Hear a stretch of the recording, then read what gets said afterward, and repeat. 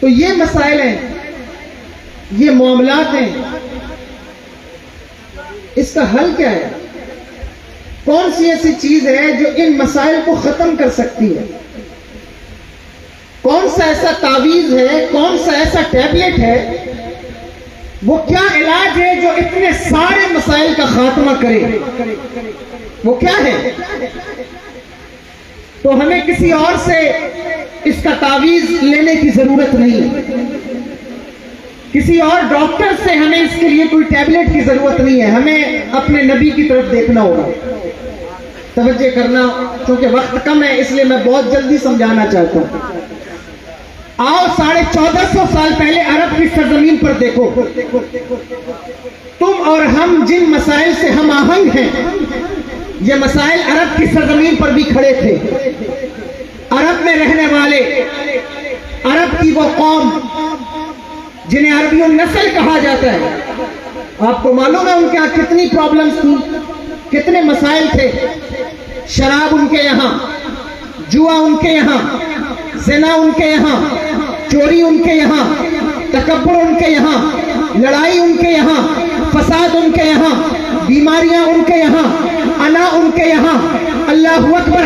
اس قوم کا عالم تو یہ تھا کہ خدا کی قسم وہ ایسی قوم جو خانہ کعبہ کا طواف ننگے ہو کر کرتی، اس قوم کا عالم تو یہ تھا کہ اگر کوئی امانتیں ان کے پاس رکھتا تو وہ امانتوں میں خیانت کرتے۔ اس قوم کا عالم تو یہ تھا کہ صفا اور مروہ جیسی مقدس پہاڑیوں پر بھی زنا کرنے سے نہیں چوکتے تھے۔ اگر کوئی عورت ان کو جنس کی تسکین کے لیے نہ ملے تو اپنے ہی جنس کے ساتھ جفت ہو جانے والی قوم، جس کا عالم یہ تھا کہ باپ کے مر جانے کے بعد ماں کو وراثت میں بانٹ لیا جاتا تھا۔ لیکن اللہ کی عزت کی قسم، جب میرے آقا سرور دو عالم صلی اللہ تعالی علیہ وآلہ وسلم نے کوہ فاران سے نبوت کا اعلان فرمایا تو اتنے چیلنجز تھے، اتنی پرابلم تھی، اتنے مسائل تھے، اتنے عنوان تھے۔ اللہ اکبر کبیرہ!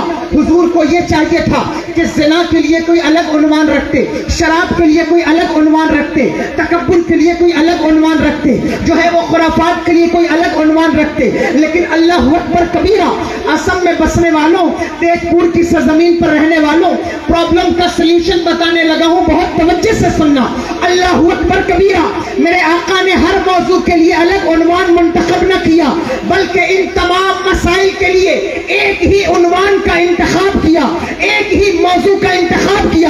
ان تمام مسائل کو اگر ایک ہی موضوع سے ختم کیا جا سکتا ہے تو یا رسول اللہ وہ موضوع کیا ہے، وہ عنوان کیا ہے؟ تو حضور نے اس موضوع کا انتخاب کیا جسے علم کہا جاتا ہے، ایجوکیشن کہا جاتا ہے۔ حضور نے علم کا انتخاب کر کے لوگوں کو قرآن کی طرف بلایا۔ زنا بھی ختم ہوا، چوری بھی ختم ہوئی، ڈاکہ بھی ختم ہوا، بیماریاں بھی ختم ہوئی، بلکہ وہ لوگ جو خانہ کعبہ کا طواف ننگے ہو کے کرتے تھے اور جو اپنی ماں سے بھی زنا سے نہیں چوکتے تھے، اس قوم کو حضور نے علم دیا، علم۔ تو اس قوم کا عالم یہ ہوا کہ خود نہ تھے جو راہ پر اوروں کے ہادی بن گئے۔ کیا نظر تھی جس نے مردوں کو مسیح کر دیا؟ کیا نظر؟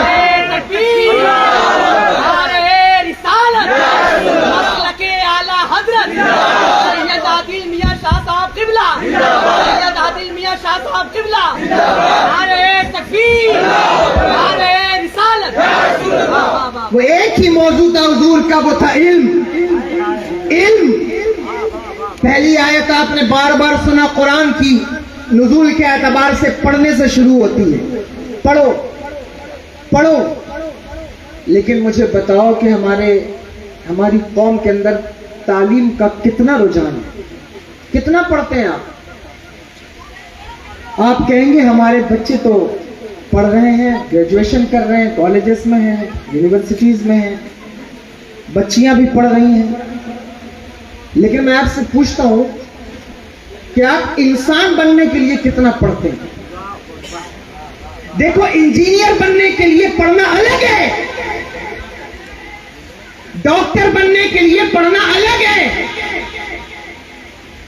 آپ ڈاکٹر بننے کے لیے پڑھتے ہیں، بڑے بڑے ہاسپٹل وجود میں آ رہے ہیں۔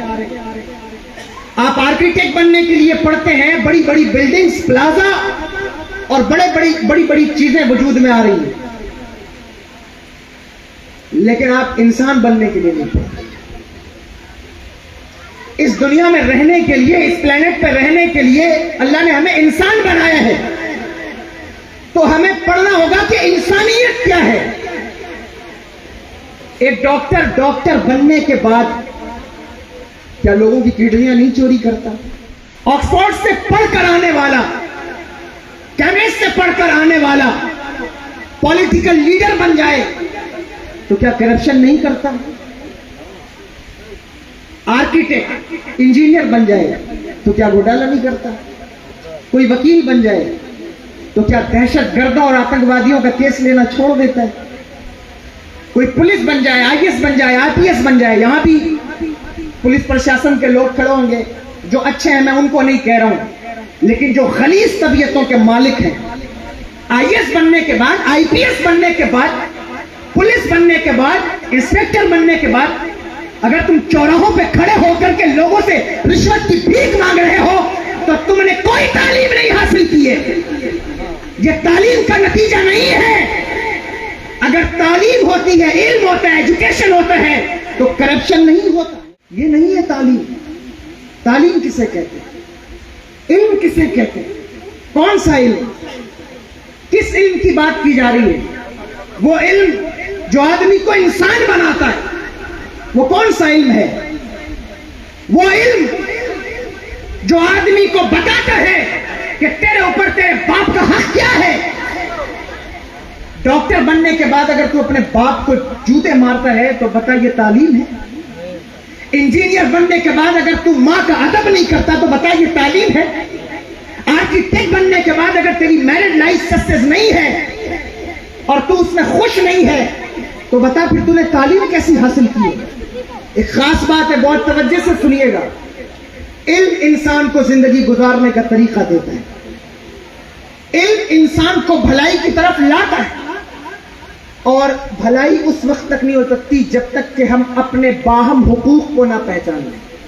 ہم یہ جان نہ لیں کہ ہمارے اوپر ماں کا کیا حق ہے, باپ کا کیا حق ہے, پڑوسیوں کا کیا حق ہے, معاشرے کا کیا حق ہے. اگر ہم آپ ایک ڈیموکریٹک کنٹری میں, ملک میں رہتے ہیں تو ہمارے اوپر غیر مسلموں کا, ہندوؤں کا, عیسائیوں کا, کرسچنز کا کیا حق ہے. جب تک آپ یہ جان نہیں لیتے آپ تعلیم یافتہ نہیں مانیں.